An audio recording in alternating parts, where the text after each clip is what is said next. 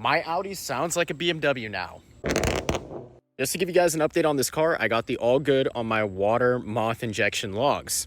0 through 4 said everything looks 100% good, it's spraying correctly, you can go ahead and load the tune.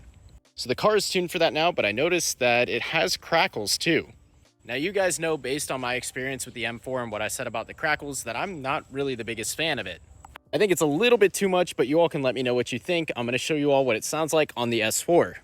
It actually only does it when it's moving. And for the record, I don't know if I made it clear or not, but before loading this tune, I didn't have these Crackles. I don't know, I might be missing on this one because it only really does it when you get it up there. I will tell you guys what though, this thing sounds like a VQ, you know, a straight piped VQ, because VQs can sound right with the proper exhaust setup. And that's ever since I did the high flow cat setup. So like I said before, I kind of miss how it sounded before I did all that.